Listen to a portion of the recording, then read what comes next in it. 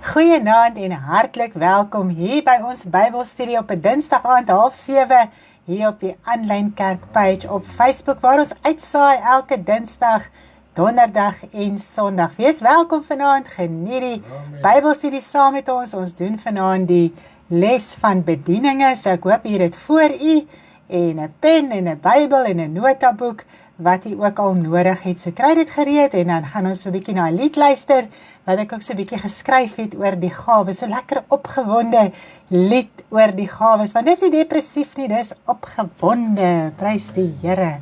Kom ons luister lekker saam en dan terwyl ons so luister, kan jy dit so deel dan na jou tydlyn toe, daar na jou status toe, sodat almal ook kan deel wees van hierdie Bybelstudie.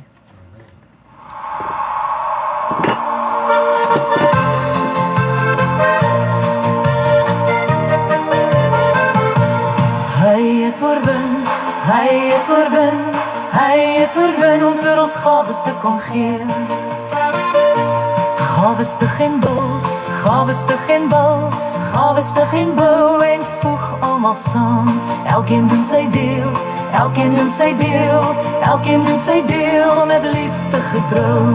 Hy het oorwin, hy het oorwin, hy het oorwin om vir ons gawes te kom gee.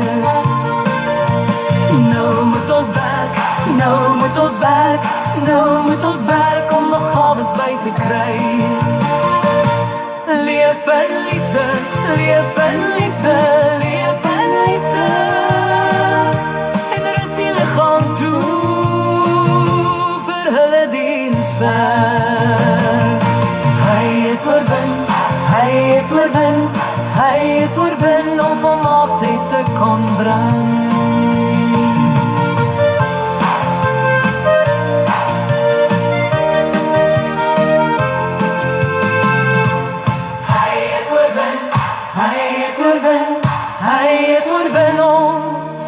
Gawes te kon gee. Gawes te geen bou, gawes te geen bou, gawes te geen bou en voeg almal saam. Elkeen doen sy deel, elkeen doen sy deel, elkeen doen sy deel met liefde vertrou. Hy het oorwin, hy het oorwin, hy het oorwin om vir ons gawes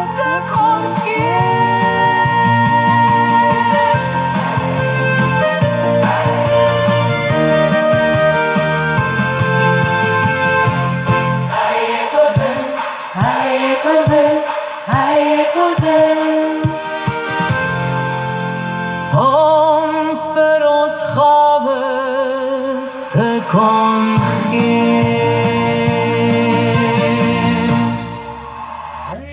Ons gaan net weer luister, ek is nog besig om te share, ek sukkel vanaand so 'n bietjie om te share, en ons kyk dat almal inskakel, so ons gaan hom net weer lekker deur luister. Nou kom, speel hy nie. Tadie.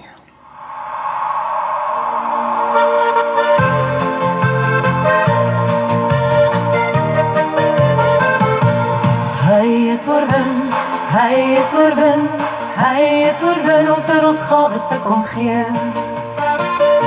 Gawes te geen bou, gawes te geen bou, gawes te geen bou en voeg almal saam.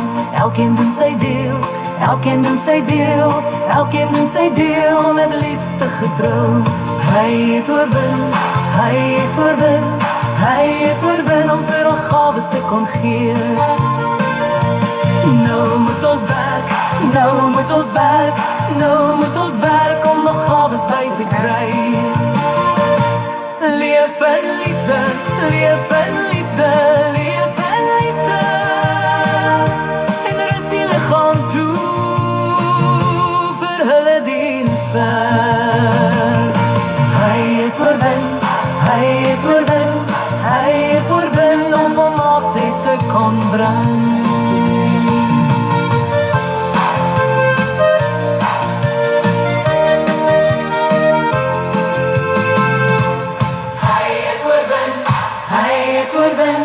Hy het oorwin om vir ons gawes te kon gee.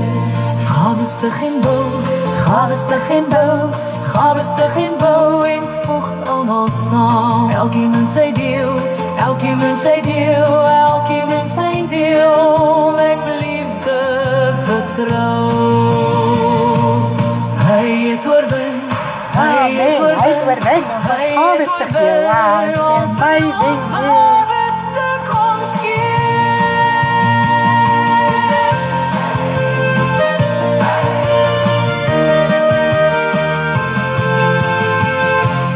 Hy het oorwin, hy het oorwin, hy het oorwin. Om vir ons gawes te kon gee. Wow, is dit nie amazing nie? Ons weet vanaand die Here Jesus Christus het gekom na hierdie aarde toe. Die mens se siel was vasgevang in die mag van Satan na die sondeval. En die mens was weerhou van gawes, hy was weerhou van die Gees, hy was weerhou van redding en verlossing. En die Here Jesus Christus het gekom om Satan te oorwin, sodat ons gawes kon kry, sodat ons die Heilige Gees in ons harte kan kry met ons wedergeboorte. Prys die Here. Baie welkom vir almal wat inskakel. Daar's baie wat vanaand verskoning gevra het. Ons glo hulle gaan so 'n bietjie later inskakel of na die tyd kyk. Dit is bietjie skole, sporte en al die dinge, maar ons is bly vir almal wat al reeds ingeskakel het en wees welkom vanaand en neem deel en geniet dit en comment en gesels net lekker saam. Dan is mense sommer so deel van alles. Nou, ons gaan net eers bid voor ons begin en Jolene het vandag verjaar. Toe ek nou vandag so dink aan haar verjaarsdag, toe dink ek sy was 2 jaar terug hier gewees met haar verjaarsdag hier by ons, sy Sakkie en Zoe. En dit is nou daai selfde dag wat Deborah ingegaan het met klein babietjie en sy verjaarmôre. So dit is vanaand, dis nog vandag. Jy gaan vir babietjie. Ja, ek gaan vir babietjie bid, wat 'n voorreg. So dis so awesome, ons bid vanaand vir Jolene op haar verjaarsdag en dan ook vir babietjie op haar verjaarsdag en so het Terrence ook uitgesien dat dit dalk op sy verjaarsdag gewees wat die 13de is, Martie die 14de. Eish, maar nee, toe kom sy op haar eie daggie. Kom ons bid lekker saam na die Here. Ons ook help vanaand. Ons het 'n verskriklike hitte hier in Langebaan. Ek kan vir sê ek het nog nie so iets beleef nie. Ek hoor altyd van die Kaap van storms, maar ek het die Kaap van hitte leer ken. So ja, dis geweldig warm hier by ons. Ek hoor daai kant in Gauteng en so aan is dit koel. Maar ja, hier gaan ons dooi van die hitte. So kom ons bid vanaand lekker saam. Geraldine is vanaand ingeskakel, so op haar birthday. Ag my jene, dis vreeslik. Kom ons bid lekker saam.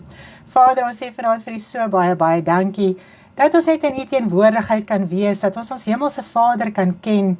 Here, dat die voorreg wat ons het om met U te praat, om ons harte met Here, net met U te deel en uit te stort voor U aangesig en te verstaan hoe afhanklik is ons van ons hemelse Vader.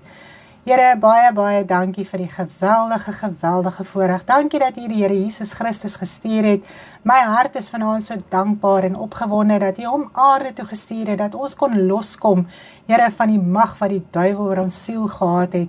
Ons kon nie gawes kry nie, ons kon nie die Gees kry nie, ons kon nie redding en verlossing kry nie, ons kon nie hemel toe gaan nie. Maar U het dit bewerkstellig deur U Seun Jesus Christus met sy ewige offer. Here, en ons loof en ons prys U vanaand, dat hy ons hoëpriester is, dat hy vir ons die allerheiligste kom oopmaak het, dat hy ons middelaar is, sodat ons met U kan praat. Baie dankie, Vader. Here, vanaand wil ons bid vir Jolene, wat verjaar vandag, en ons bid dat U haar sal deurdra, versterk en krag gee. Here, daar's baie dinge op haar gemoed, Vader, met haar werk, met, Here, blyplekkie en dinge wat hulle moet kry en uitsorteer en ag Here, baie druk wat hulle deurgaan. Ons wil bid vanaand, Here, dat U hulle sal deurdra, sal help, sal versterk, sal krag gee. Ons wil net vanaand spesiaal aan hierdie gesin dink, Here, dat U werklik, Here, U self aan hulle sal openbaar en dat hulle, Vader, vrede in U sal hê en dat U die uitkomste sal stuur soos U plan en U wil is. Baie dankie daarvoor. Ons loof U en prys U, Here, terwyl Jolene 'n mamma is, terwyl sy 'n vrou vir haar man is. Bid ons vanaand vir wysheid, vir insig, Here, in elke situasie, Here, waardeur sy ook gaan. En ons loof U vanaand vir U grootheid en goedheid. Here, ons wil ook dink aan klein babietjie Dewaney, sy's môre 2 jaartjies oud, Vader. Baie dankie dat U haar gespaar en deurgedra het vir ons as ouma en oupa, vir haar ouers, Vader. En ag Here, ons bid vir haar mamma en pappa vir wysheid en insig om haar verder groot te maak, Dankie Here dat U aan alles Here beskerm, dat U haar deurdra, dat U Here haar liggaampie in stand hou, dat U vir haar bly voorsien in al haar behoeftetjies en Here, my oë val baie keer uit om te sien, Here, U voorsien in al haar behoeftes. En ons dankie vanaand en ons loof U, dat U haar ook, Here, my God, altyd net sal, Here, beskerm, bewaar en deurdra, en dat sy altyd lief sal wees vir U, Here, terwyl sy ook so saam met mamma en pappa bid, en ag Here, sy luister die liedjies, en sy is so opgewonde oor oupa en ouma wat preek, en gesig gee, en al die dinge, dis al so deel van haar hart en haar wese, en ek wil bid dat sy altyd sal lief hê, en dat die wêreld haar nooit sal insluk nie, Vader. Ons sê vir U so baie dankie daarvoor. Here, ons wil U net loof en prys vanaand. Ons dink aan Martie wat geval het. Ag Here, ons harte is so seer oor ou Martie, Here. Ai, Vader, U weet, julle ou kop hou, en ag Here, ons is net vanaand voor U aangesig vir daai twee mense, en ons wil eintlik huil, en Here, hulle is nog steeds so opgewonde, en hulle bly U dien, en Here, hulle is, Vader, nooit neerslagtig of enigiets nie, Vader, en ek wil bid vanaand vir hulle, dat U hulle sal deurdra en versterk en krag gee en sal onderskraag, ook met hulle hoë ouderdom, wat baie dinge so moeilik raak, Vader. Ons bid net vanaand vir hulle, asseblief in die kragtige naam van U Seun Jesus Christus. Baie, baie dankie, Vader, en ek wil bid dat U my sal help vanaand, terwyl ek op die Bybelstudies we gaan aanbied, Vader, U weet, ek is baie opgewonde in my hart, maar ook baie benoud, en ek wil bid vir wysheid en insig, Here, ek weet die verantwoordelikheid wat dit is om dit reg oor te dra, Vader, ek kan nie net 'n klomp dinge kom sê nie, dis werklike verantwoordelikheid, Vader, sodat U kinders reg kan verstaan en kan loskom en vrykom en in vryheid lewe. Baie, baie dankie daarvoor in Jesus naam. Amen. Sjoe. Die sweet loop is af vanaand. Prys die Here. Ag, baie, baie dankie vir almal wat inskakel, wat so getrou luister na die Bybelstudie, wat so opgewonde is, wat terugvoer gee. Hierdie muis. Waar is my muis? Sal hom nou weer reg kry. Oppa! Ja, met die klein muis. Kleine muis wil nie werk nie. Ja, gaat hy uitgesien, oupa staan op. Ag, prys die Here. Nou, ons gaan vanaand lekker gesels, en ons gaan begin by Efesiërs 4, waar Jesus aan die mense gawes kom gee het. En ek wil net weer vir ons daai skrif lees, so lekker deurlees saam met U vanaand, dat ons net almal op dieselfde bladsy kom. So ons lees hier van Efesiërs 4 vers 8 tot en met vers 15. Ja, ek wil sommer tot vers 15 lees, want dit vat alles so mooi saam, wat ons vanaand gaan praat. Daarom sê hy, toe hy opgevaar het in die hoogte, het hy die gevangenes gevange geneem en gawes aan die mense gegee. Maar dit, hy het opgevaar, wat beteken dit anders, as dat hy ook eers neergedaal het in die onderste dele van die aarde? Hy wat neergedaal het, is dieselfde as hy wat opgevaar het bokant al die hemele, sodat hy alles tot volheid kan bring. Hy het gegee sommige as apostels, ander as profete, ander as evangeliste, ander as herders en leraars, om die heiliges toe te rus vir hulle dienswerk, tot opbouing van die liggaam van Christus, totdat ons almal kan kom tot die eenheid van die geloof en van die kennis van die Seun van God, tot 'n volwasse man, tot die mate van die volle grootte van Christus, sodat ons nie meer kinders sou wees, wat soos golwe geslinger en heen en weer gedryf word, deur elke wind van lering, deur die bedreery van die mense, deur sleeheid om listigheid tot dwaling te bring nie, maar terwyl ons in die liefde die waarheid betrag, ons in alles sal opgroei in hom, wat die hoof is, naamlik Christus, uit wie die hele liggaam goed saamgevoeg en saam verbind, deur die ondersteuning van elke lid gee, volgens die werking van elke afsonderlike deel in sy mate, die groei van die liggaam bevorder, vir sy eie opbouing in liefde. So hier lees ons dat die Here Jesus Christus vir ons die gawes kom losmaak het, kom gee het, sodat ons dit kan hê. Ons het dit nodig in ons geestelike lewe. En dit is so mooi om te dink dat ons as kinders van die Here wat die wedergeboorte deurmaak, ontvang die Heilige Gees. En in die Heilige Gees is die gawes, die bedieninge en die vrug van die Gees. Okay, so ons almal ontvang hierdie een gees, waarin alles is. Wow, is dit nie amazing nie? En ons almal word in hierdie een gees gedoop, in hierdie een liggaam. En ons word saamgevoeg en saam verbind. En elke lid in die liggaam moet sy deel in die liggaam doen om die heiliges toe te rus vir hulle dienswerk. So ek dink as ons vanaand net dit kan verstaan en besef, dan besef ons die geweldige verantwoordelikheid wat op ons as kinders van die Here rus. Nou ek wil dit net noem, alles wat God vir ons gee, deur sy gees, is gawes. Alles wat opbouend is tot die koninkryk van God en tot ons geestelike lewe, is gawes. So dit is die gawes, dit is die bedieninge en dit is die vrug wat van die gees wat ons in ons harte het. Wow, is dit nie amazing nie? So ons kom niks kort nie. Het jy al daaraan gedink? Ons kom niks kort nie. Ons het alles gekry om tot die godsvrug te lewe. Daar is niks wat ons kort nie. Ons onderdruk dit baie keer, ons werk nie daarmee nie, en dit is hoekom ons baie keer voel, ons het nog baie dinge nodig in ons geestelike lewe.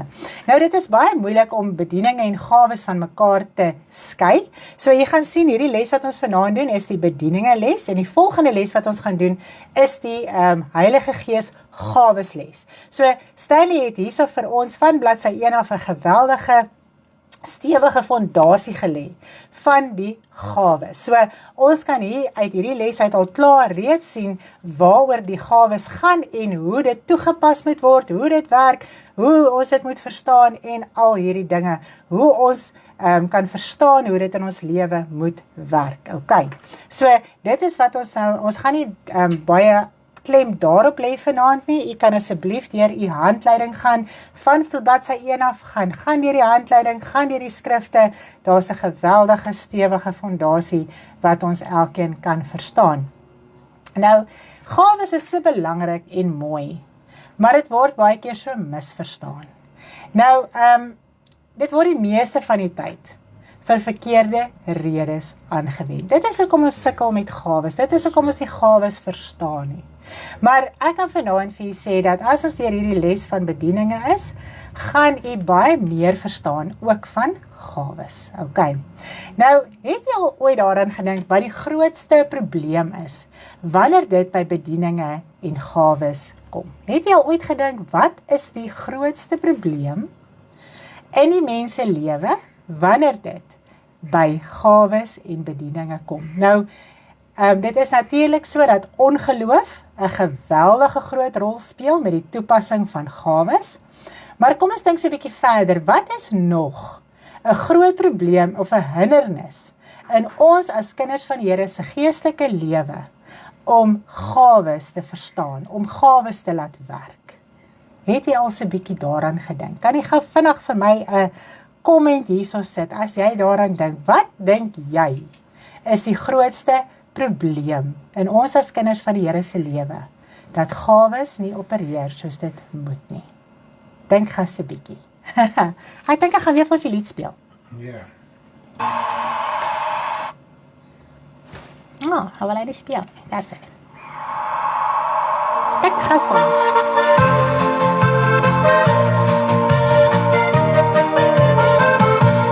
Hy het oorwin, hy het oorwin, hy het oorwin om vir ons gawes te kom gee.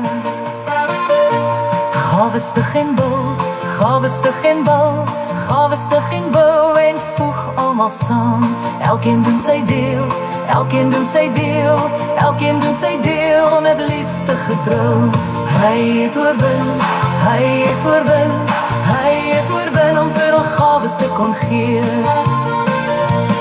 Nou moet ons werk, nou moet ons werk, nou moet ons werk om nog gawes by te kry.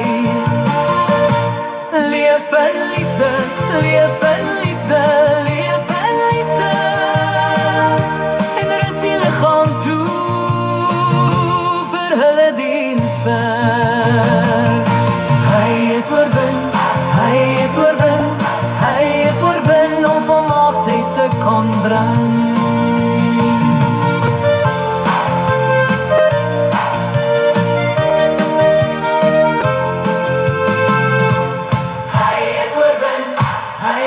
oorwin, hy het oorwin om vir ons gawes te kon gee. Wow, ek sien vanaand almal dink so bietjie.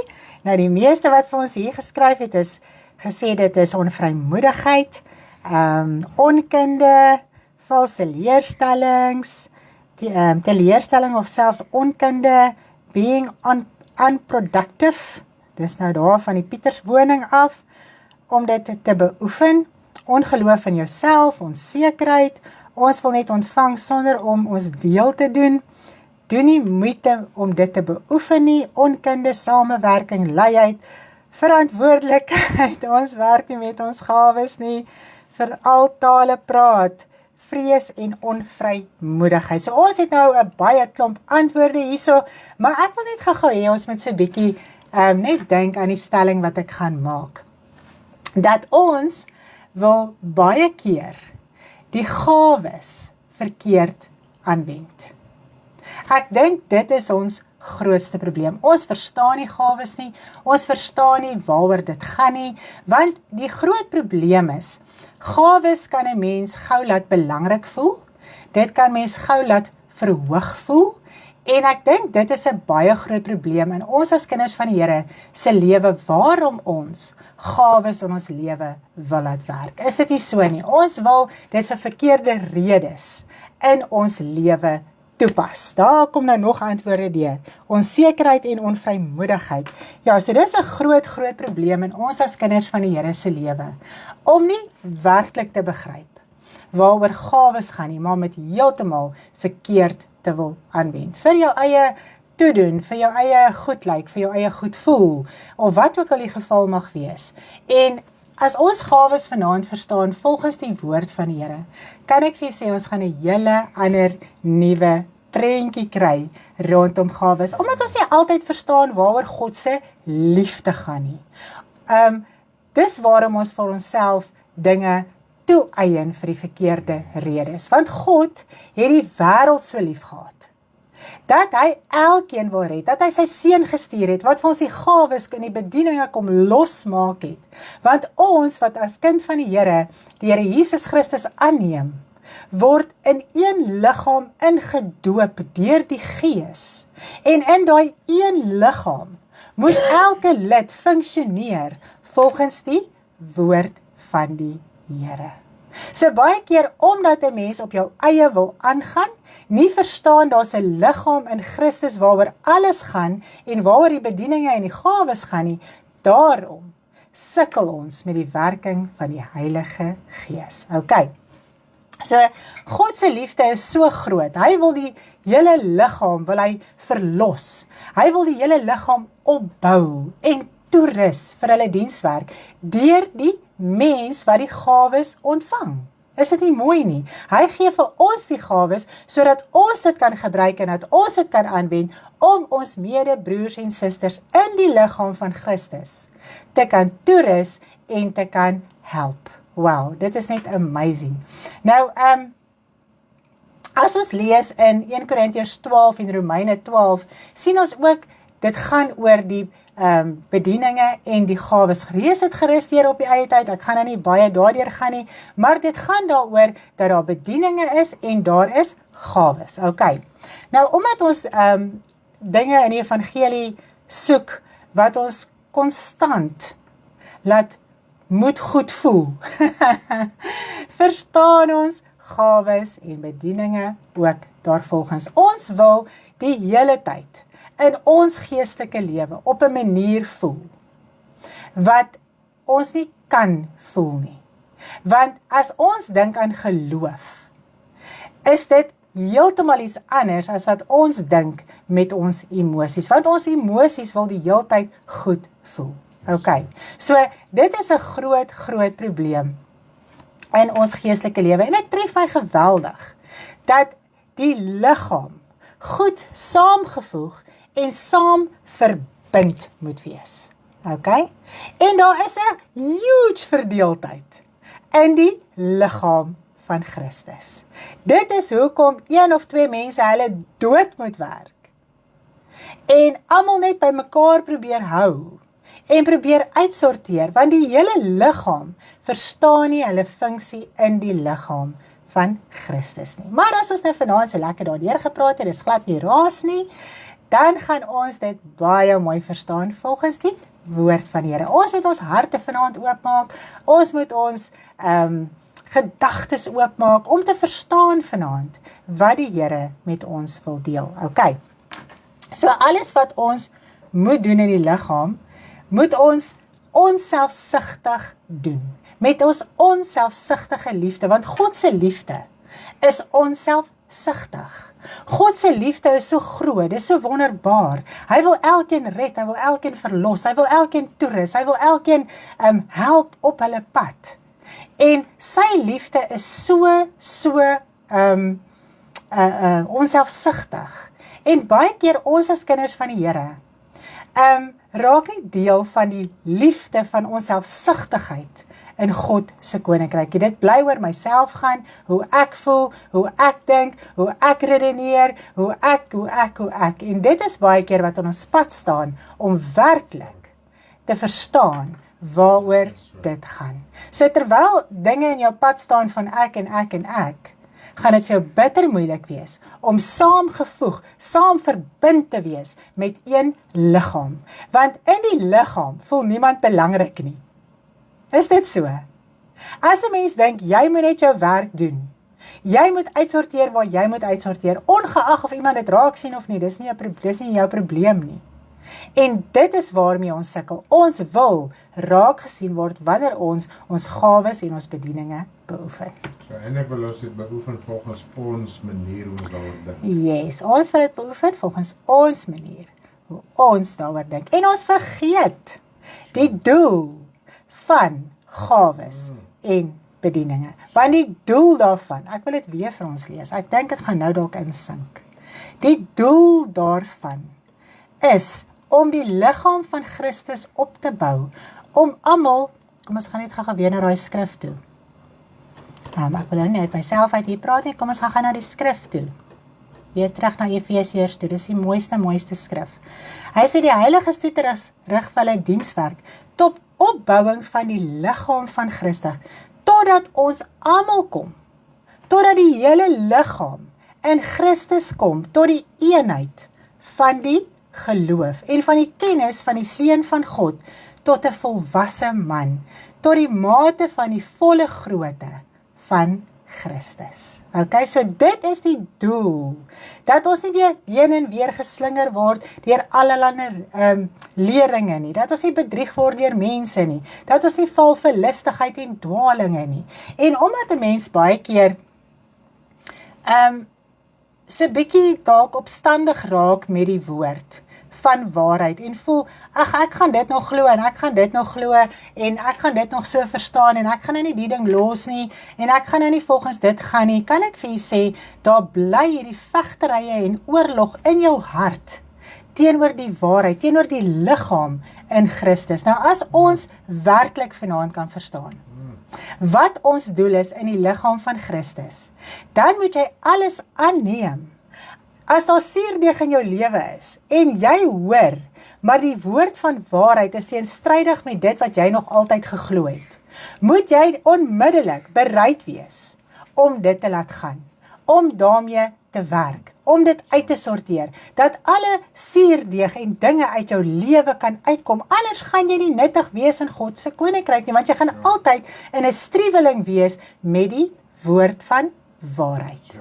Okay, so ons moet baie daarna kyk. Nou, alles wat ons, kom ons gaan gou verder, so ons moet die hele tyd sterf, dat ander kan lewe. Dit is wat ons as kind van die Here sê, as ons nou wil praat van roeping, is op hierdie aarde. Ons moet sterf, dat die liggaam kan lewe. Okay, nou wanneer ons besef dat die evangelie 'n pad van gehoorsaamheid en vernedering is dit asof ons interest verloor in die hele saak. Ons het 'n ander idee, ons het 'n ander gedagte. En sodra ons voel, ek moet werk, ek het 'n verantwoordelikheid, dan sak mens terug, dan is jy nie meer lus nie. dan wil jy dit nie meer doen nie. Want is nie opwindend nie, dan laat jy nie goed voel nie, jy het die verantwoordelikheid, jy moet volgens die woord lewe, okay. Nou, dan is dit baie keer, asof 'n mens begin seer voel, teenoor die wat in opregtheid werk in die evangelie.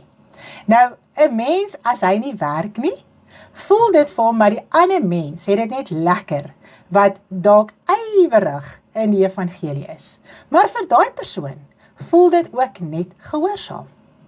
Daar is niks glamour rondom dit nie, daar is niks lekker rondom dit nie, dit is nog nooit lekker gewees om gehoorsaam te wees nie, nog nooit, ooit nie. Maar as ons dit ons eie kan maak en kan verstaan, hoekom ons werklik die Here dien, kan ek vir sê, jy neem dit aan met blydskap, en jy neem jou verantwoordelikheid op, en jou plig op, as kind van die Here, om wel dit te doen wat jy moet doen. Ok, nou die meeste van die tyd, is dit tyd wat jy in jou binnerkamer deurbring, waar niemand jou sien nie. Ok, so jy voel nie belangrik in jou binnekamer, terwyl jy tyd met God spandeer nie. Maar dit is van kardinale belang, want hy wat die Vader in die verborgene soek, sal in die openbaar vergelde word. Ok, so dit is die grootste deel van ons lewe, en as ons vanaand praat van geloof, as ons die Vader bly soek, dit is geloof. Vader, ek het geloof in U, ek vertrou U met my hele lewe, ek is afhanklik van U. Dit is geloof, jy bly teruggaan na die Vader toe, en jy bly met hom praat, want ons dink geloof is iets anders, as wat dit is, ok. Nou, net om te verstaan, besef 'n mens die werk verbonde in die evangelie. Nou, niemand kan niks verwag as hy nie insit nie. Jy kan niks uithaal as jy nie insit nie. In die wêreld verstaan ons dit, maar in die Here wil ons niks doen nie, en ons wil soveel dinge hê. En ons wil hê, daar moet soveel dinge met ons gebeur, en ons moet soveel gawes hê, en ons moet net kan preek, en ons moet kan doen, en al die dinge, maar 'n mens is nie bereid om jou eerste verantwoordelikheid van jou binnekamer eers baie keer te doen nie. Ok. Nou as jy ook nie gaan werk met wat jy het nie, gaan jy terugsak in jou geestelike lewe.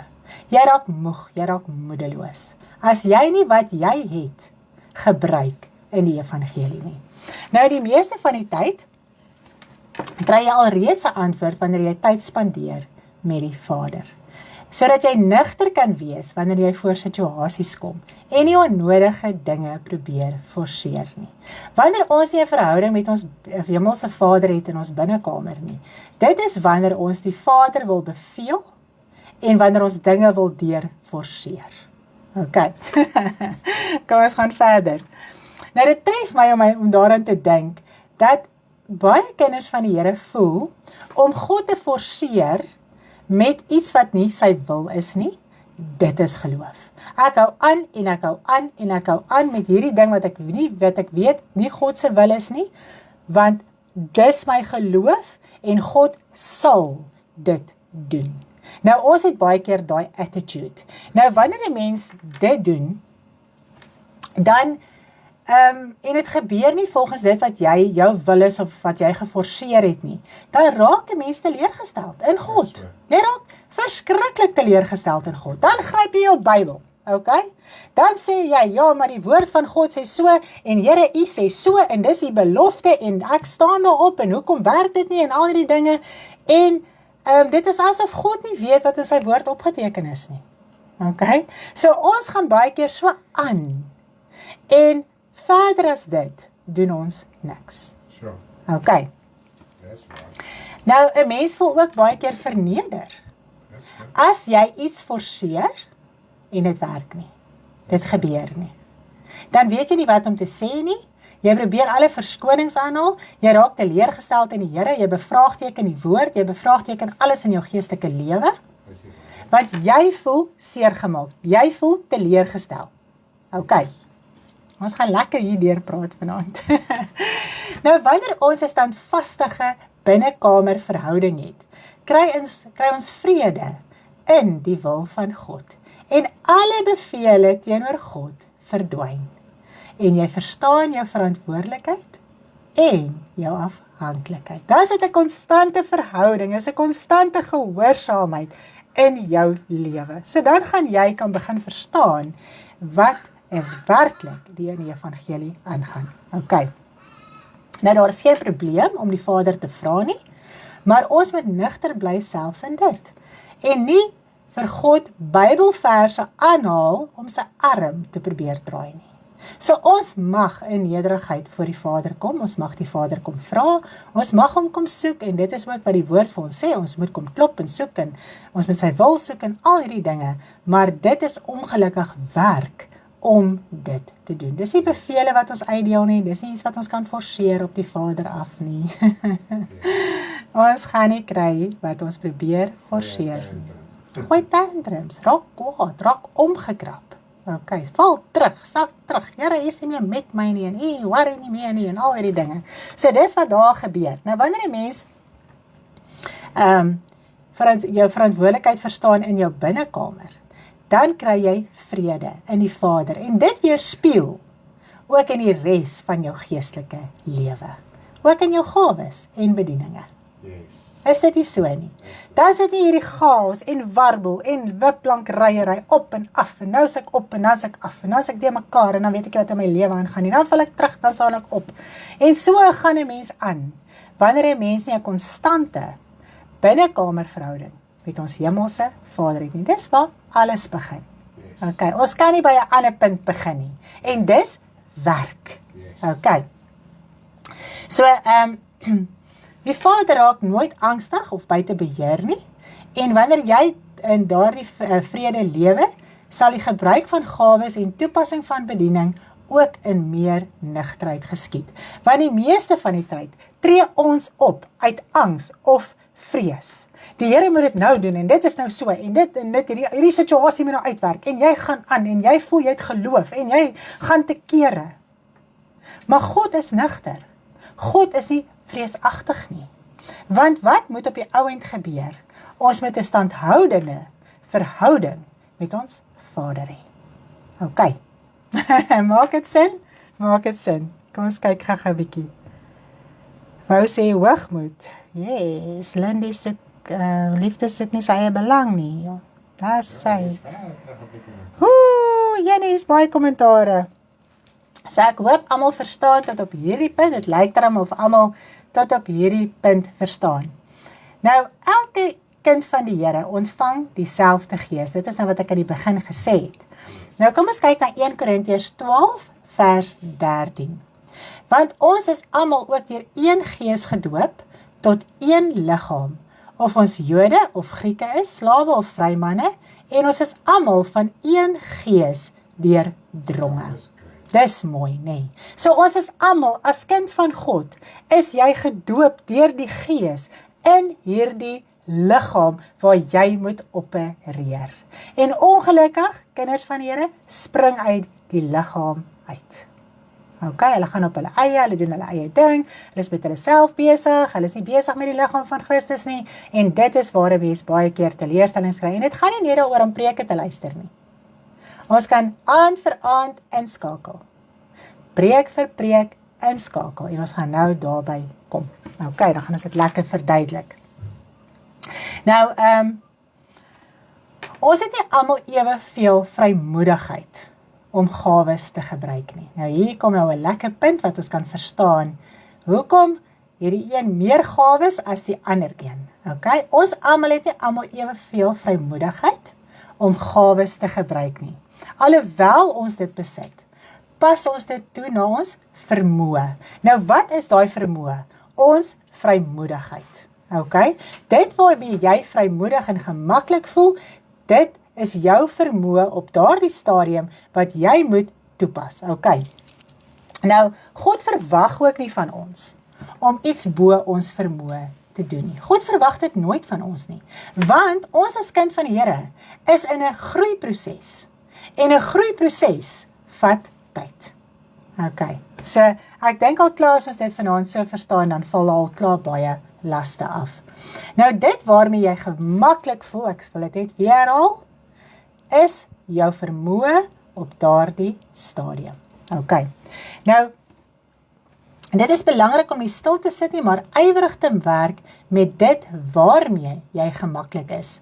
Soos jy daarin groei, sal jy vrymoedig raak vir jou volgende gawe om te werk. Jou vermoë ontwikkel en jy sien kans vir meer.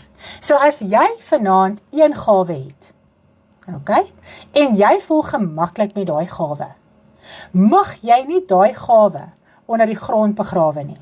Jy moet met daai gawe werk, sodat jy meer vrymoedigheid kan kry in jou lewe, sodat God 'n volgende gawe in jou lewe kan laat werk. Okay, verstaan ons dit? Want dit is nou waar dit inkom, dat die man wat op reis gegaan het, kom ons lees hierso in Matteus 25 vers 14 en 15, want dit is soos 'n man wat op reis wou gaan en sy diensknegte roep, en hulle en aan hulle sy besittings toevertrou. En aan die een gee hy 5 talente, en aan die ander een 2, en aan die ander een 1. Elkeen na sy vermoë, en hy het dadelik op reis gegaan. En toe hy terugkom, het die een wat die 1 talent, die 1 gawe, onthou net, dit gaan nie oor aardse talente van, ek kan sing en ek kan swem en ek kan hardloop en ek kan al hierdie dinge doen nie. Dit gaan oor geestelike gawes. Okay? Alles wat tot opbouing is van jou geestelike lewe. Dit het nou niks met aardse talente en dinge te doen nie. En hierdie man het teruggekom, en natuurlik wys dit na die Here Jesus Christus, as hy gaan terugkom. En hierdie persoon het sy 1 gawe gaan begrawe onder die grond, en gesê, u was 'n harde meester, en ek was eintlik bang gewees vir u. En ek het eerder u talent gaan begrawe, as om daarmee te werk. Ek was eintlik onvrymoedig. Ek was onvrymoedig. Sure. Okay. Ons voel onvrymoedig met dit wat ons het. Ons beoefen dit nie. Ons werk nie daarmee nie. Al is dit 1. Okay? Laat jy dit agter.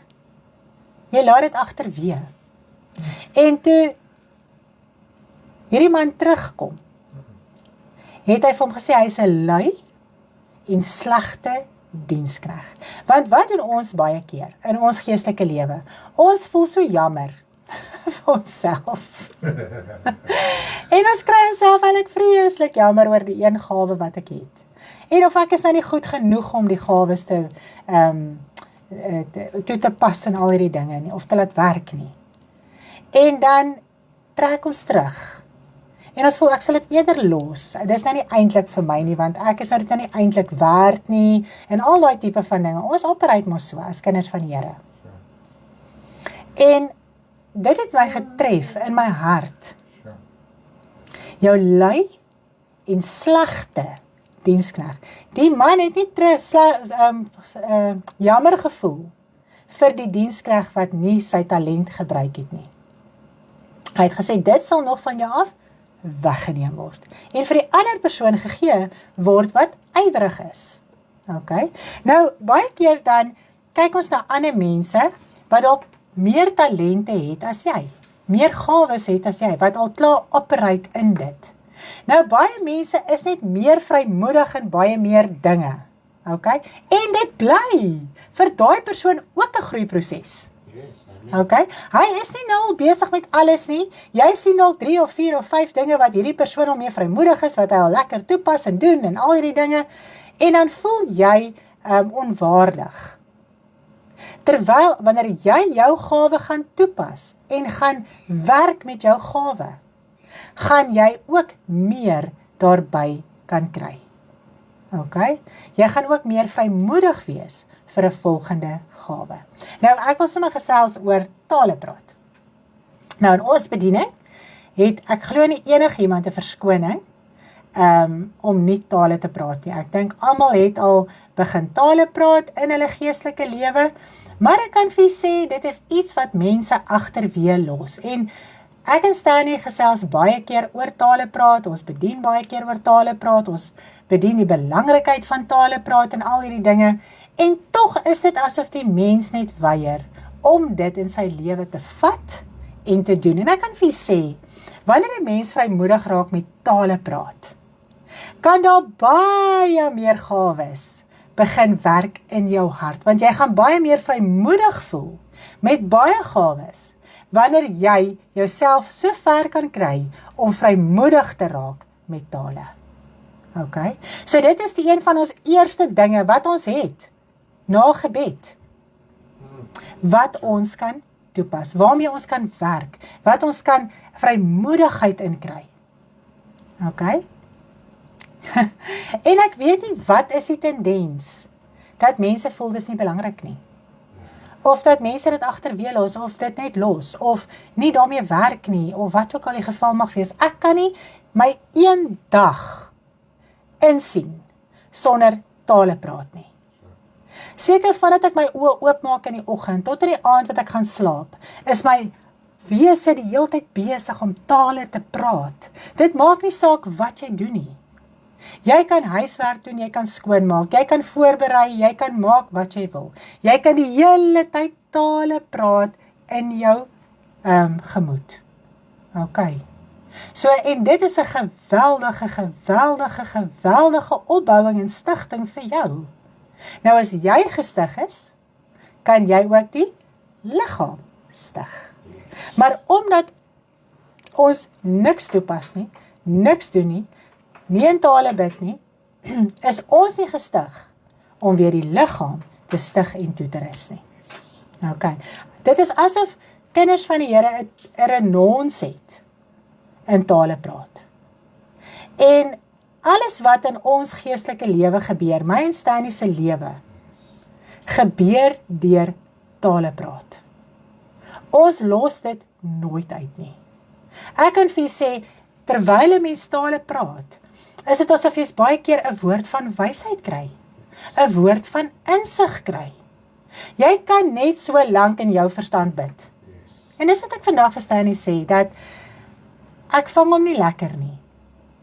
'n Mens kan net soveel in jou verstand bid.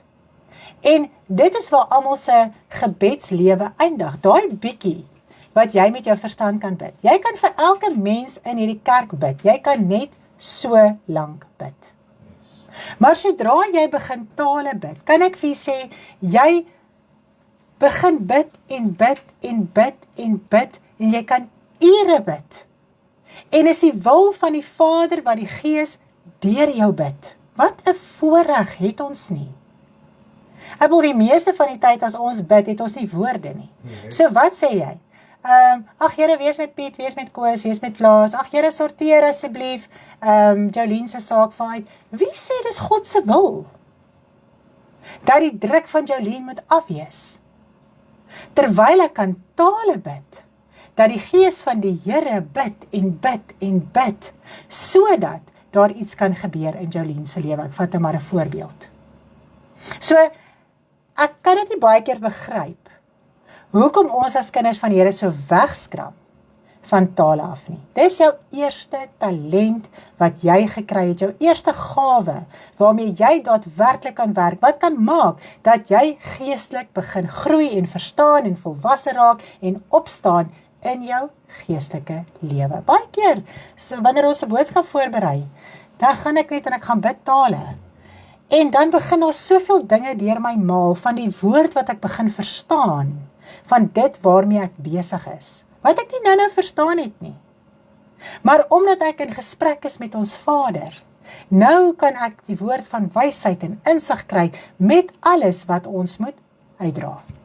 Okay. En sy hou weier om daai gawe te beoefen, God gaan nie aan nie. Ja. So nou begeer jy 'n ander gawe, 'n ander bediening, Yes. en jy raak gefrustreerd, maar jy beoefen nie dit wat jy het nie. Ja, dit is so. Ek bedoel, God gaan nie aan nie. En ons wil baie keer God verby 'n punt druk.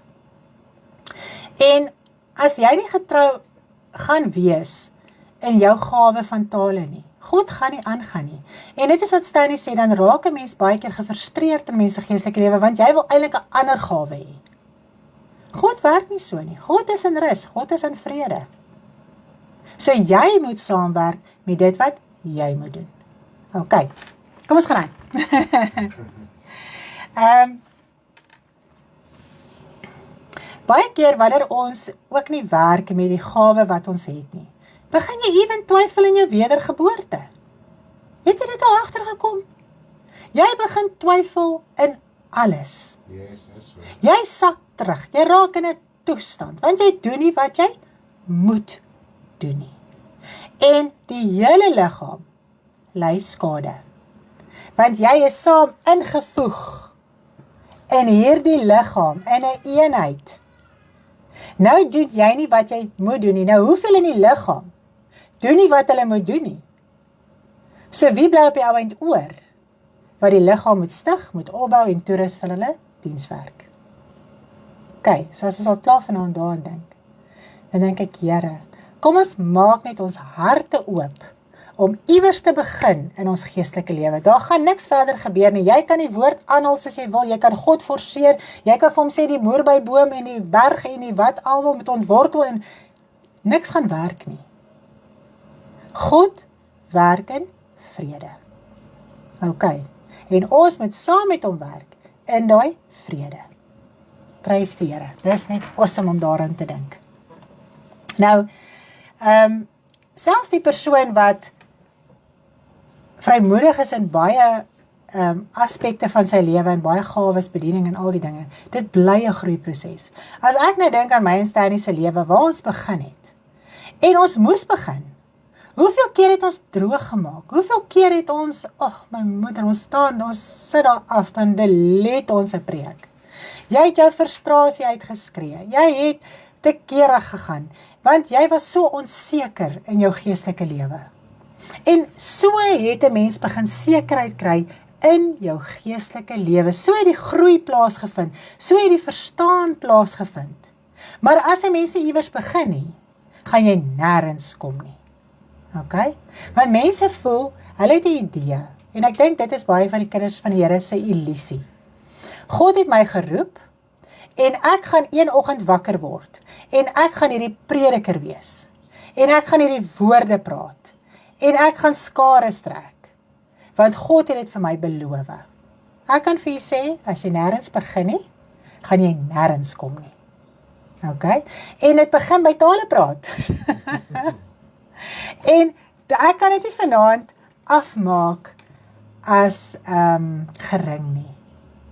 Want dit is so 'n kardinale deel van my en Stanley se lewe, dat ek die belangrikheid en die besef hoe kardinaal is dit in ons geestelike lewe. OK, so mens gaan baie meer dinge begin verstaan, wanneer mens toegee aan jou gawe van tale. Nou worry mense al oor die uitleg van tale, maar hulle praat eers hulle tale nie. Groei, kry vrymoedigheid, gaan aan, begin verstaan. OK, kom ons gaan aan. Dit bly God se Heilige Gees gawes. OK, dit moet ons nooit uit die oog uit verloor nie. Dit bly God se Heilige Gees gawes. So as ons nie getrou is in een gawe nie, gaan 'n volgende gawe nie aan jou toevertrou word nie. OK. Nou dit is dieselfde met bedieninge. Hoe meer vrymoedig jy is om die evangelie uit te dra en te getuig en jou hart oop te maak om geleer te word, hoe vinniger kan God jou aanstel in 'n bediening. OK, nou ons raak frustreerd met ons geestelike lewe, want ons kom nêrens nie. Ons begin en dan val ons plat, en dan begin ons en dan val ons plat. Maar as ons vanaand die proses kan verstaan, die groeiproses in ons geestelike lewe, en hoe ons moet opereer om by sekere dinge uit te kom in ons geestelike lewe. Toe ek en Stanley kort op bekering is, en ons was getroud, en ons het die kinders en al die dinge, as ons iewers ingeskakel het, kan ek vir jy sê, ons het boots en all ingeskakel. Ons het onderwerp, ons was deel. OK? Jy het geen ander belange gehad nie, jy het nie oor ander kerke en dinge en denominasies en dinge geworry nie. Jy het daar ingeskakel, jy het daar kom onderwerp, en jy het daar jou gewig kom ingooi. En so kon ons groei in baie aspekte van ons lewe. Nou, omdat kinders van die Here baie keer voel, hulle wil hulle ding alleen doen, op hulle eie en so aangaan, is dit baie keer dat dinge nie in jou lewe kan werk nie. Want die woord van die Here werk volgens gesag. OK. En ons het 'n probleem met gesag. Geweldige probleem met gesag. Nou, ek wil dit ook net vir jy noem, dat ons kan nie God 'n rad voor die oë draai nie. Jy gaan nie in 'n posisie instap waar jy nie hoort nie. Jy gaan in 'n posisie aangestel word waar jy nie hoort nie. En dis baie keer die frustrasie in mense se lewe. Okay, ook teenoor ons as bedienaars. Nou wanneer ons kyk na bediening, moet ons onthou, dit is die bediening van die Gees en dit is daarop gerig om die waarheid te verstaan en uit te dra. En sodoende die liggaam van Christus toe te rus vir hulle dienswerk. Dit gaan primêr oor die opbouing van die liggaam en om die sondaar te bereik. Nou terwyl ons groei in ons geestelike lewe en ywer vir bedieninge, moet ons geloof toepas. Nou wat is geloof? Ons het al die eerste aspek daarvan lekker deurgepraat, jou verhouding met God in jou binnekamer, en natuurlik die res van dit is om die woord aan te neem en toe te pas. Ek weet nie gerus en chip as jy kan sien. Jy kan maar aanchip? Die vraag nou weer is, moet dit hardop wees, want Renet sê sy het baie min tyd, te sê, Anneke, sy wil ook sekerheid hê, maar ek dink die probleem is, ons moet net begin doen. Ja. As om te worry, hard of sag, of doen ons wanneer ons dit kan doen, doen ons dit. Ja. Ek dink dit is wat ons eintlik moet begin verstaan. Die Yes. belangrikheid van die gawes, hoe kosbaar dit is, en dat ons enige iets sal doen om daai gawe te beoefen. Sure, ja. Jy sal alles verkoop. Yes. Jy sal alles verlaat om daai gawe in die hande te kry. En baie keer het ons tyd. Ons vee ons huis uit, ons wasvloere, ons maak kos. Bid, tale. Jy het tyd. As almal gaan slaap in die aand, bid, tale. En dis nie nodig om dit hard vir almal te bid nie. Gaan in jou binnekamer en gaan bid dit. Maar terwyl jy besig is in die huis en daar's nou nie mense om jou en goeders nie, bid dit. Wanneer ons bestuur, bid ons tale. Wanneer ons enigiets in ons huis doen, bid ons tale. Ek sien nooit my man se lippe nie beweeg nie. Okay? Ons bilder nie, Ons bilder nie, maar dit is ons skree dit nie uit nie. Maar dis hoorbaar, want jy moet dit bly praat. Ons het nie verskoning. Ons het nie verskonings nie, mense. Ons het nie. Los die ander goed, maak tyd. Maak tyd. Koop die tyd uit, die dae is boos. Okay. Kom ons gaan aan. Nou, geen bediening, en dit moet ons vanaand ook baie mooi begryp, geen bediening kan funksioneer indien die hele woord nie ten volle aangeneem word nie. Deurdink dit. Ons kan in geen bediening operate wanneer ons self nog die woord teestaan nie. As jy byvoorbeeld gawes en praat van tale en uitleg van tale en al hierdie dinge teestaan, is dit onmoontlik vir jou om in gawes te vloei. Of om 'n profeet, die gawe van die profeet te hê. Want jy gaan altyd dinge verkeerd oordra aan mense met die idee wat jy het. Dalk het jy 'n tradisie wat jy vasgevang is, wat jy nog nie glo in tale praat, of jy doen dit nog nie, of jy pas dit nog nie toe nie, jy skop nog daarteen, en al die dinge, en dis alles woord, dis alles in die woord. Ons kan nie daarteen stry nie. En dit is hoekom ons harte moet begin oopmaak, en die ou tradisies en dinge los wat ons so vashou. Want dit gaan maak dat ons geestelik beroof word, en dat die liggaam van Christus skade ly. Ons moet ons harte so oopmaak vir dit wat ons in die woord sien en lees en verstaan. En jy moet al jou eie idees, gedagtes, opinies, alles uit die pad uit kry. Onthou net, in die waarheid is daar een opinie. Daar is een gesindheid. Ons mag nie meer as een hê nie, want is een Here, een geloof, een doop, een God die Vader, een Here Jesus Christus. Alles moet volgens dit opereer. Okay? En ek dink baie van ons wil nog steeds aan baie dinge vashou en dit vermeng met die waarheid. Jy gaan dit nooit kan doen nie. Jy gaan altyd in 'n verwarring bly. Jy gaan nooit weet hoe werk enigiets in die evangelie nie, en jy gaan altyd in opstand bly met die woord van waarheid. So as 'n mens nie werklik jou hart uitsorteer met al die ou suurdeeg tradisies, denke, dinge, kerke waar jy uitkom, hoe hulle dinge gedoen het, hoe hulle dinge geglo het, wat hulle gemaak het en al hierdie dinge, as jy dit nie in jou hart uitsorteer nie, gaan jy nooit kan effektief wees in 'n bediening nie. Jy gaan altyd met jou eie idee dinge wil oordra. Jy gaan ook mense in 'n verleiding bring. OK. So dis verskriklik belangrik dat 'n mens, terwyl mens die woord luister en deel is daarvan, jou hart so oopmaak, dat alles wat teenstrydig is met die woord, laat gaan. Raad aanvaar die raad van God in jou lewe en laat al hierdie ander dinge gaan. Dit is jou geestelike lewe nie werd nie. OK. Ek het op die Paul al die gawes gekies, omdat ek dink alles moet besit op die ou einde van die dag. Dit is so. Ons moet ywer om alles op die ou einde van die dag in ons lewe te hê. Dis die ywerige persoon. Wow. So met so 'n persoon kan God werk. OK. Amen. So ons met al die ou suurdeeg en al die ou dinge, al die opinies en idees en gedagtes en dinge moet ons uit ons lewe uitkry. As daar iets is wat jy nie verstaan nie, in jou geestelike lewe, wanneer die woord uitgaan, soos nou vanaand met die tale, en jy het 'n probleem met tale, kontak ons. Kom maak jou hart oop, kom maak dit bekend, dat die Here jou kan losmaak en vrymaak van jou opinie, idee, gedagte, suurdeeg en al die dinge wat jou vashou. Maar omdat ons nie praat nie, omdat ons nie uitkom met ons saak nie, ons steek dit weg.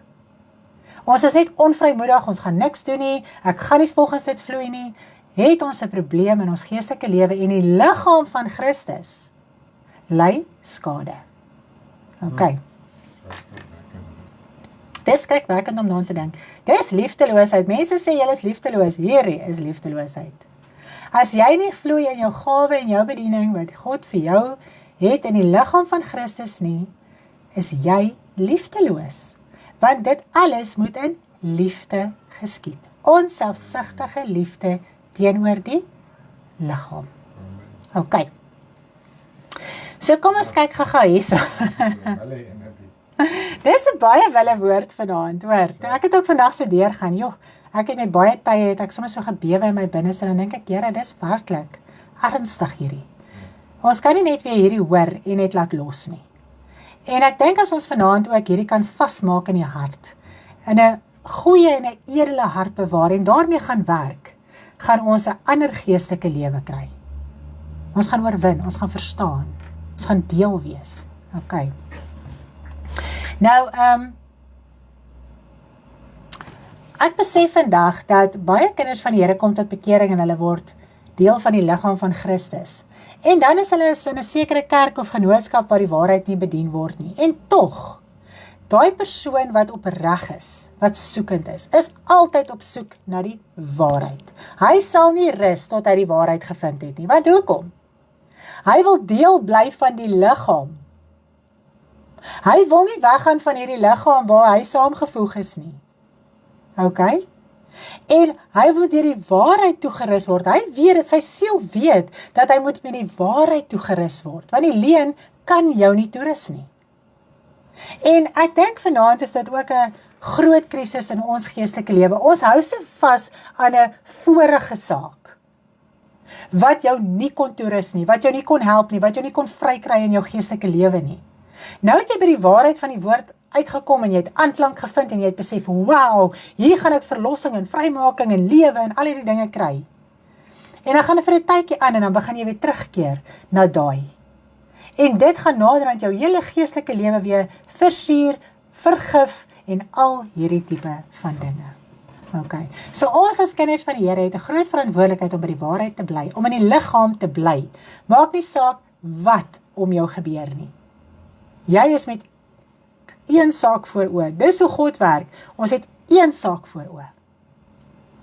En dis waarmee ons gaan. OK. Nou, wanneer ons kyk na bedieninge, sien ons dat apostels eerste genoem word, daarna die profeet, evangelis, herder en leraar. Nou, kom ons begin by die evangelis, dan verduidelik ons elke bediening. Nou, hierdie is opgeteken in jou handleiding van bladsy 31 tot bladsy 41. OK, so jy kan lekker na die tyd, kan jy ook weer daar gaan deurgaan, en ook net al die skrifte en so saam met dit lees. Ek gaan net lekker vinnig deur dit hardloop, anders gaan ons baie lank wees vanaand. Ek sien is al 7:30, en dan kan ons volgens dit uitsorteer. Nou kom ons begin by die evangelis. Die evangelisiese bediening is seker een van die bedieninge wat die ergste misverstaan word. Okay? Want as ons hoor evangelis, dan sien ons iemand wat rondtrek, iemand wat skares bymekaar maak, iemand wat wonders en tekens en al die dinge doen en almal stroom soontoe en dit is die evangelis. Okay? Terwyl die woord van die Here vir ons anders sê. Nou kom ons gaan kyk gou, wat is die saak van 'n evangelis? Nou 'n evangelis kom slegs 2 keer voor in die Bybel en dit is met Filippus en met Timoteus. Okay?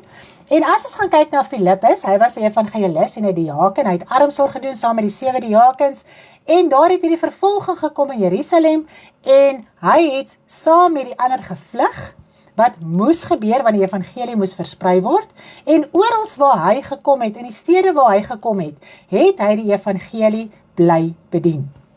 Nou, hy het ook op 'n stadium met hulle bedien, hy en nog mense saam met hom, hy was nie alleen nie, hy was nie 'n lone ranger gewees nie, alle mense saam met hom in die liggaam van Christus het saam met hom bedien, en op 'n stadium het dit so erg geraak, dat hulle vir Johannes en vir Petrus laat kom het om hulle te kom help, om te kom bid vir mense, en terwyl Johannes en Petrus gekom het, het hy teruggestaan, sodat die apostels die werk kon doen. Okay? En hy en ander is so kragtig gebruik. Nou, engele het aan hom verskyn eendag en vir hom gesê, hy moet na hierdie spesifieke straat toe gaan, hier is die man op die wa, en hy is besig om die woord te ondersoek, en hy moet hom gaan verduidelik wat daar staan, en hy het gegaan, en hy was gehoorsaam gewees, en hy het hierdie man gevind, wat in Jesaja gelees het, en hy het die skrif vir hom uitgelê. En toe hierdie man glo, en die Here Jesus Christus aanneem in sy hart, toe doop Filippus hierdie man, en die Gees het vir Filippus weggevoer, en hulle het hom in Asdod gekry. Okay? En so het hy deur die stede gegaan, en die evangelie bly bedien, tot hy op die ouend in Caesarea gekom het, waar hy gebly het. En daar het hy in die gemeente gewerk, en daar was hy ywerig in die gemeente. So, hy was nêrens opdrag gegee om te travel en te doen en aan te gaan nie. As gevolg van die vlug moes hulle deur baie stede gaan, hulle het die evangelie bedien, baie mense het die evangelie gehoor, maar toe hy in Caesarea aankom, het hy daar gebly, en hy was ywerig in sy gemeente. Selfs met hulle werk het altyd terugvoer gegee aan die apostels. Yes, en hy het altyd terugvoer gegee aan die apostels. Hulle het nooit op hulle eie aangegaan nie. Dan kyk ons na Timoteus, hy word ook beskryf as 'n evangelis, en hy het onder Paulus geestelik opgegroei, en is voorberei vir sy bediening van evangelis, en hy was nooit aangesê deur Paulus om rond te trek nie. Hy was aangestel in 'n plaaslike gemeente in Efese, en gaan lees gerus deur Timoteus, hoe Paulus vir Timoteus opdragte gegee het, hoe hy die gemeente moet hanteer, wat hy daar moet doen, wat hy daar moet toepas, die lering en al die dinge wat uitgesorteer moet word. So Timoteus was 'n evangelis en 'n leraar en ywerig in die gemeente. Okay.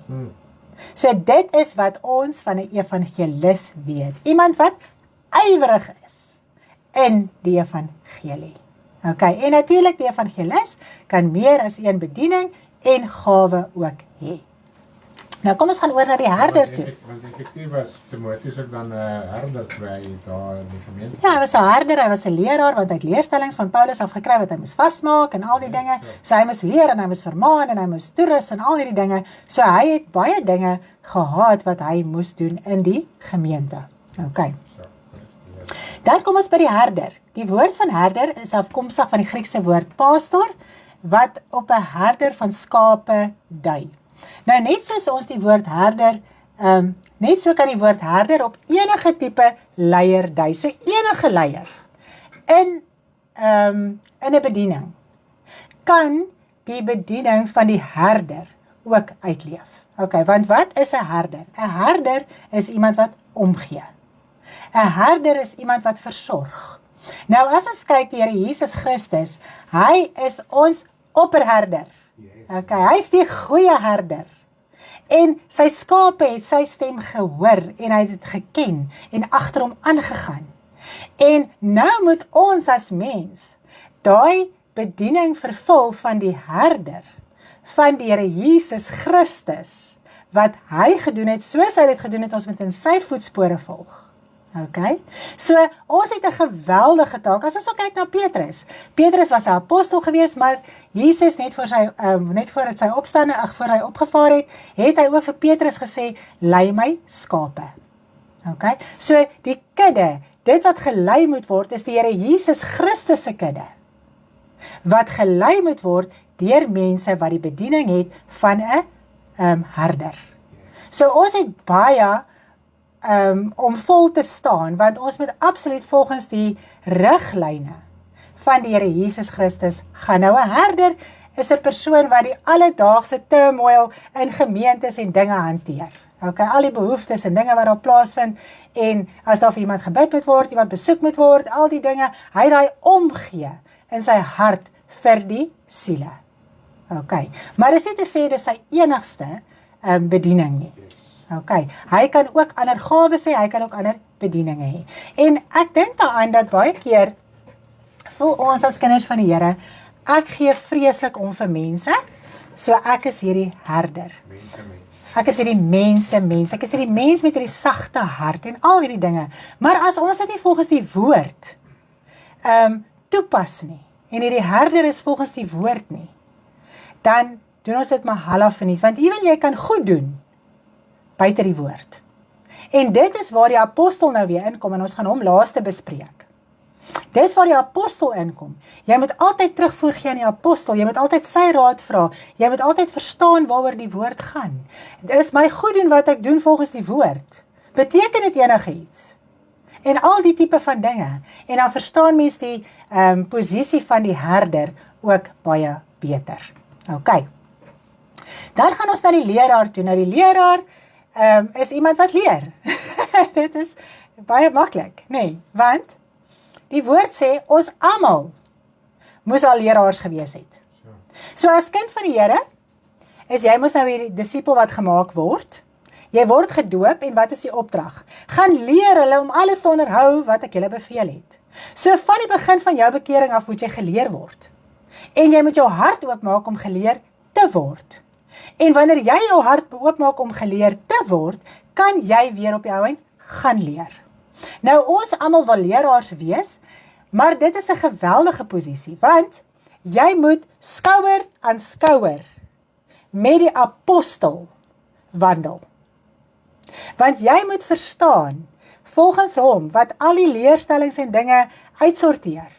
Verstaan ek reg, dra ek dit reg oor, is my leerstellings reg, al die tipe van dinge, so jy moet baie nou saam met die apostel werk, sodat jy in die bediening kan vloei van leraar. Ons kan nie net enige goed vir iemand gaan leer nie. En dit is nou juist, in die liggaam van Christus, moet ons die heiliges toerus, ons moet hulle leer, sodat hulle nie heen en weer geslinger word deur golwe van leringe en sleeheid van mense en al hierdie dinge nie. So die leerstellings moet vasgemaak wees, reg wees, en jy as leraar moet seker wees van dit wat jy vir mense leer. Okay. En natuurlik, in elke bediening is daar 'n mate van leraar. Dit is op 'n manier gaan jy mense leer. So as leraar moet jy verstaan, jy moet reg verstaan, sodat jy reg kan oordra. Maar, die groot probleem is, ons dink baie keer ons weet, ons hardloop in rigtings in, sonder om seker te maak, vas te maak, uit te sorteer. En dan ons roep ons bediening as leraar te vervul. Okay.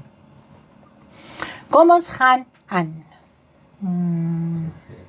Profeet. Nou 'n profetiese ampt is seker die bekendste en oudste en algemeenste in die hele Bybel, want reeds in die Ou Testament het God die Here die profeet gebruik om met sy volk te spreek en om vir hulle leiding te gee. Hulle het baie keer vir die konings ook leiding gegee en al die dinge. Nou die profetiese bediening was van die begin af daarop gerig om God aan die mens te openbaar. Okay, so dit was die doel van die profeet. Maar in die Ou Testament het die profete altyd die wraak van God geopenbaar. Is dit nie so nie? Dit is hoekom niemand baie gehou het van profete nie. As ons nou dink aan Elia, hulle sê vir hom jou beroerder van Israel. Want hy maak die wraak van God bekend aan die mens. En die profeet in die Ou Testament het 'n harige mantel gedra. En dit was 'n teken van hierdie vernedering waarin hy geloop het. Hy was afgesonderd van die wêreld. Hy het 'n verhouding met die Here gehad, sodat hy dit wat die Here met hom deel kon oordra aan die volk. Okay. Nou in die Nuwe Testament het ewen die Ou Testamentiese bediening van profeet verander. Okay. Wat in die Nuwe Testament is dit nou 'n bediening van liefde.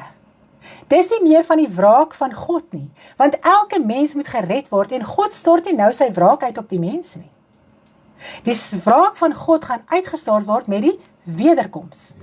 So op hierdie stadium is dit nie die wraak van God wat geopenbaar word deur die profeet nie, maar dit is die bediening van die woord. Dit is die rein en heilige lewe van die profeet. Dit is die vernedering wat hy nou in sy hart moet ondergaan. Hy het nie nou meer sekere klere nie, wat sy vernedering wys nie.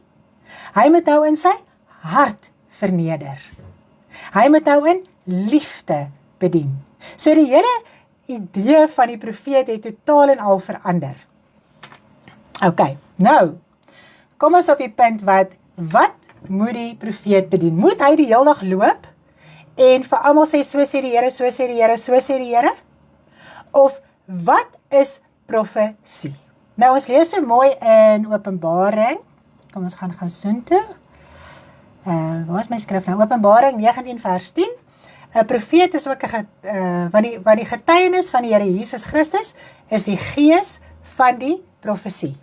So as jy die woord bedien en die verborgenheid van die Here Jesus Christus openbaar, dan is jy in die posisie van profeet. Okay? So dit gaan nie net daaroor, jy loop rond en profeteer vir mense wat hulle graag wil hoor nie. En dit is 'n groot saak in ons as kinders van die Here se lewe, wat 'n profetiese gawe begeer. Mens wil eintlik jouself opblaas deur daai gawe. Jy wil eintlik gewild wees deur daai gawe. En baie keer met valse profete loop hulle rond en profeteer en vra geld vir profetiese woord. Dan weet jy, daar is een magtige probleem. Okay? Hulle verlei eenvoudige mense agter hulle aan. En gewoonlik gaan dit daaroor dat jy gaan geseënd wees, jy gaan voorspoedig wees, jy gaan dit is so 'n rympie wat mense opsê. En hoe meer geld jy gee, hoe beter profesie kry jy. Okay? Hoe meer groter roeping het jy. En wat in elk geval so van die trek af is. En ek dink daaraan dat as 'n mens werklik kan verstaan. Kom ons lees hierdie skrif, dit is my so mooi. 2 Petrus 1 vers 20 en 21. Terwyl julle veral dit moet weet, dat geen profesie van die skrif 'n saak van eie uitlegging is nie, want geen profesie is ooit deur die wil van 'n mens voortgebring nie, maar deur die Heilige Gees gedrywe, het die heilige mense van God gespreek. Okay? So jy kan in elk geval nie eens die woord wat jy bedien, met jou eie interpretasie bedien nie. Jy moet gelei word deur die Gees wat dit vir jou lewend maak, verstaanbaar maak. En jy moet sorg dat al die verkeerd in jou lewe wat jy al gehoor het, wat deel is van jou lewe, uitsorteer. Sodat jy die woord in waarheid en reinheid kan bedien. Okay. En dan, 'n groot saak verder, is dat ons moet verstaan, wanneer iemand ook vir jou 'n profetiese woord gee, persoonlik, moet dit ook strook met die woord. Dit moet altyd, want dit is 'n Heilige Geesgawe, wat gebruik word. So, baie keer gaan dit oor my eie emosie, denke, idee, gedagte, wat ek sommer vir iemand gee as 'n profetiese woord. En ons moet werklik verstaan, dat jy moet jou profetiese gawe ook volgens die woord verstaan. En dit moet suiwer. En hoe suiwer dit? Jy maak dit openbaar aan die apostel, sodat daar suiwering in jou lewe kan plaasvind. Sodat jy nie left, right en center profetiese woord gaan gee volgens jou emosies, denke en idees en gedagtes nie, sodat dit kan uitsorteer. Okay. Kom ons gaan aan. So as daar geld gekoppel is aan enige bediening, kan ek vir julle sê, dis 'n magtige probleem. Elke kind van die Here het sy verpligting om wel die bedienaar van die woord te ondersteun. En ons mag dit nie nalat nie. Ons moet gee volgens ons voorspoed. Ons moet dit nou doen uit die hart uit. So, dis waaroor dit gaan. Elke ou moet sy verpligting verstaan, sodat jy die waarheid van die woord kan aangaan. Jy mag nie terughou nie. Jy mag nie jou geld terughou nie. Jy moet die een doen, sonder om die ander een agter te laat. En baie kinders van die Here voel dis nie nodig om te gee nie. Alhoewel ek het by 'n bediening uitgekom wat nie tiende spreek nie, wow, prys die Here, ek kan al my geld vir myself vat. Terwyl die Nuwe Testament vir ons 'n baie groot verantwoordelikheid gee oor geld. Okay, so jy mag nie terughou nie. Daai os wat dors mag nie gemeilband word nie. Okay, ons kan alles in ons geestelike lewe reg doen. En wanneer jy kan gee en jou dit terug, sit jy met 'n magtige probleem. Dit kan jou weerhou om in die hemel in te gaan, in jou ewige tente. Okay, net om dit weer so te noem. Nou kom ons gaan kyk na die apostel. Ek wil hê ons met ons ore baie mooi spits, want dit is 'n geweldige bediening wat op 'n apostel rus. Ons is amper klaar. Asseblief bly by my, moenie afsit nie, dat ons dit lekker kan verstaan. Nou waarom sal dit wees dat die apostel altyd eerste genoem word? Wat is die funksie van 'n apostel? Nou die woord apostel beteken een wat gestuur word. So dis nie die evangelis wat gestuur word nie, dis die apostel wat gestuur word. Hy is die ambassadeur wat uitgestuur word waar hy nodig is. Okay. Nou, Paulus sê ook op 'n geleentheid dat hulle gesandte is van Christus. Gesand beteken ambassadeur wat aansluit by die gedagte van 'n boodskapper of verteenwoordiger. Nou, apostels is die wat uitgestuur word. Okay, so wat gebeur? Die apostel, daar is dit uit. Stig gemeentes. Okay, hulle sorg dat leerstellings reg is. Hulle stel aan om te bedien. Okay, nou, hulle moet seker maak. 'n Apostel moet doodseker maak. En dit is die geweldige verantwoordelikheid op 'n apostel. Dat die leringe wat hy deurgee, die leerstellings wat neergelê is, dat dit absoluut volgens die woord van die Here wees. Hy moet in al die bedieninge kan funksioneer om elke amp leiding te gee. So, die apostel is 'n profeet. Hy is 'n herder. Hy is 'n leraar. Okay? Hy is 'n evangelis. So hy moet al die bedieninge verstaan om te kan leiding gee volgens die woord van die Here. Okay, so hy moet beoordeel volgens die woord. Hy moet ewen, hy moet ewen liedjies uitsort volgens die woord van die Here. Hy moet die kinderbediening kan verstaan. Hy moet die jeugbediening kan verstaan. Hy moet elke faset in die bediening moet hy kan verstaan volgens die woord van die Here om dit daarmee te kan beoordeel. Dit is hoekom dit so belangrik is om skouer aan skouer met die apostel te werk. Okay. So, daar waar die apostel nodig is, daar moet hy gaan. Ek dink jy het gesien die roadtrips. As jy moet gaan, moet jy gaan. As jy moet gaan doen, moet jy gaan doen. Jy moet jou lewe aflê. Okay? Sodat jy seker is. Almal is seker van hulle leerstelling. Okay. Probleme wat moet uitgesorteer word, denke wat moet uitgesorteer word, al hierdie dinge gaan doen die apostel. Okay.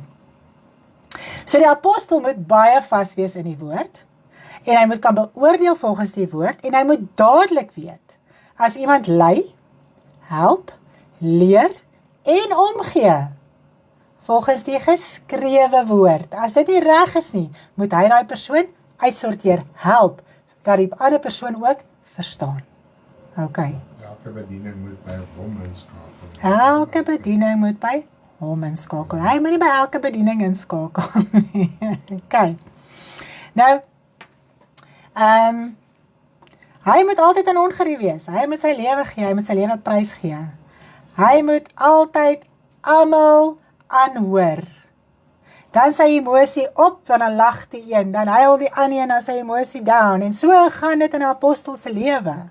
Want hy moet alles kan uitsorteer, hy moet al die bedieninge kan verstaan, hy moet die herder kan wees, hy moet die evangelis kan wees wat ywerig is in die evangelie, hy moet die profeet wees wat die woord bedien, hy moet die leraar wees wat die leerstellings kan uitsorteer.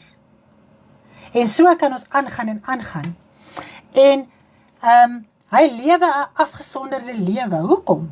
Want hy moet 'n konstante verhouding met die Here hê. Terwyl hy nie tussen mense is en wat hy nie gestuur word nie, moet hy 'n afgesonderde lewe lei, sodat hy 'n konstante verhouding met die Here kan hê. Hy mag niks besit nie. 'n Apostel word in die bediening gesien as die belangrikste, maar hy mag niks besit nie. Niks mag hom terughou nie. Okay? Hy moet sy hart oopmaak vir elkeen om geleer en gehelp te word. Hy moet sy lewe aflê en neerlê en hy moet soos die dwaas lyk. Afstraapsel van mense. Ag, nou daarmee kom. Hy moet bereid wees om sonder ondersteuning voort te gaan en ook nog na ander om te sien. Baie keer gee mense nie in die bediening nie en dan moet ons nog ander ook help. Maar jy mag nie kla nie, jy mag nie murmureer nie, jy mag nie mou nie. Jy moet aangaan, jy moet sterf dat ander kan lewe. Sy lewe is 'n skouspel. Dis oop en bloot vir almal om te sien. Niks in sy lewe mag verborge bly nie. Hy moet daaglikse pryse en keuses maak vir die woord van die Here. Hy mag nooit 'n keuse maak vir 'n wêreldse belang nie. Hy mag nooit gemanipuleer word deur enige iemand nie. Want dan gaan sy bediening nie rein en suiwer wees nie. Okay. Om die meeste te wees, soos wat die apostel moet wees, moet hy die minste wees. Hy moet die dienaar wees, hy moet die diensknegt wees, hy moet so 'n liefde vir siele hê in sy hart. Dit moet so groot wees, dat hy nooit aan homself dink nie. Nooit aan sy eie belange nie. Hy moet die woord so uitdra in daai vryheid, sodat ander kan lewe. Nou, omdat die apostel se lewe so afgelê moet word, omdat hy niks mag besit nie, omdat hy niks mag wees nie, is hy die veragte. En dit moet so wees. Want om die meeste te wees in God se koninkryk, moet jy die minste wees. Nou, omdat die apostel nie mag besit nie, omdat hy sy lewe moet aflê, omdat hy alles moet prys gee, is dit maklik om te voel by die apostel is dwaas, ek kan nie onder hom onderwerp nie. Hierdie man het daar niks. Hy is daar niks. Hy weet nie om sy finansies te hanteer nie. Hy het nie beleggings nie, hy het nie eiendom nie, hy het niks. Pensioen, aftrede, nothing. En daarom is dit, dat 'n mens baie keer die apostel verag en minag. En nie onder hulle gesag wil inskuif om jou bediening na vore te kan bring nie. Nie saam met hom werk nie, geen bediening. Ja, en dit is ongelukkig volgens die woord, as jy nie onder die apostel werk nie, is daar geen bediening vir jou nie. Okay. Arme julle, dis nie arme ons nie. Nee, dis nie arme ons nie, dis awesome. Dis awesome. Ons, elkeen voel, hulle kan op hulle eie funksioneer, terwyl elke bediening nou moet saamwerk met die apostel, om in die riglyne van die woord te bly. Jy kan jouself nie aanstel in 'n posisie nie. Jy moet jouself bewys, om deur die apostel aangestel te word. Okay? En wanneer die apostel jou goedkeur en aanstel, is dit asof God jou aanstel. Okay. Kom ons kyk bietjie wat sê Paulus hier in 1 Korintiërs. Hy sê, want dit lyk vir my dat God ons apostels die laaste plek aangewys het, as tot die dood veroordeel. Want ons het 'n skouspel geword vir die wêreld. Jy's op 'n pedestal, jy's 'n skouspel. Jou lewe is toestand. Vir die engele sowel as vir die mense. Ons is dwaas ter wille van Christus, maar julle is verstandig in Christus. Ons is swak, maar julle is sterk. Julle is in aansien, maar ons is in oneer. Ek sterf, sodat julle kan lewe. Dat julle die aansien kan hê. Dat julle die wyses kan wees. Tot op hierdie uur ly ons honger en dors. Ons is naak en word geslaan en swerwe ons rond. En soog ons om deur ons eie hande te werk, word ons uitgestel, ons seën, word ons vervolg, ons verdra dit, word ons belaster, ons troos, soos uitvaagsels van die wêreld het ons geword, die afskraapsels van almal, tot nou toe. So dis die pad van die apostel, en as hy homself so moet verneder, sy lewe so openbaar, hierdie skouspel moet wees, hoeveel te meer moet die liggaam van Christus hulle self nie verneder en onderwerp om by daai vernedering in te pas nie. En dis wat ons nie wil doen nie. Ons wil nie verneder voel nie. Maar as jy vernedering kan verstaan, is dit die grootste heerlikheid wat mens in jou hele lewe kan hê. En ek dink vanaand kan ons nou die ampte verstaan, ons kan die bedieninge verstaan, ons kan ons verantwoordelikheid verstaan, en ons kan verstaan dat wanneer ons nie inskakel onder die apostel nie, is daar vir ons geen bediening nie, en dan is daar ook geen gawes nie. Nie onder mekaar se bedieninge inskakel nie. As jy nie funksioneer volgens die woord van die Here nie, gaan gawes in jou lewe nooit werk nie. Want hoekom? Hoekom moet daar gawes in jou lewe werk? As jy nie saam met die liggaam funksioneer nie. Saam met die apostel funksioneer nie. Want dit is wanneer daar gawes nodig is wanneer jy in samewerking met die apostel werk, sodat die hele liggaam van Christus opgebou en gestig kan word. Maak dit vir ons sin. So ek dink ons kan vanaand berusting vind en gaan maak dit in jou eie hart uit. Here, voel ek opstandig? Voel ek nie lekker nie? Sukkel ek om te onderwerp? Sukkel ek om te gee? Sukkel ek om te ondersteun? Sukkel ek om ywerig te wees? Sukkel ek om my lewe te openbaar? Sukkel ek om met die skouspel saam met die apostel te wees? Wil ek nie die afskraapsel wees nie, ek wil die belangrike ou wees? Ek dink dan kan ons vanaand verstaan hoekom gawes in ons lewe nie kan opereer nie. Nou baie mense sal voel, ek soek nie die bediening nie. Ek wil net aangaan en die Here dien. Wat sê die skrif vir ons? Jy is saamgevoeg, saam verbind in een liggaam. En volgens dit moet jy operate, jy moet iewers vasmaak, jy moet iewers onderwerp, jy moet jou lewe begin lewe op 'n plek. So as jy wil onttrek en net sê jy wil net die Here dien, maak jy nêrens vas nie, jy is nie deel van die liggaam nie, jy maak jouself los van die liggaam van Christus, want in die liggaam van Christus is daar geweldige verantwoordelikheid. Maak dit vir die sin? Maak dit vir die sin. Ek meen dalk net, Lisel het op 'n stadium gesê, so ek is die apostel en jy die leraar, maar in 'n huwelik is altyd dieselfde bediening. Ja, wat gebeur is in my en Stanley se lewe, ons is een, en dit is dieselfde roeping waarvoor ons geroep is, om dit wel te doen. So ons is dieselfde bediening. En alles werk, die leraar werk, die bediening van profeet werk, die evangelis werk, die herder werk, want ons moet alles verstaan en kan uitsorteer, sodat ons ander kan leer hoe dit werk, volgens die woord. Ons moet volgens die woord kan beoordeel. OK.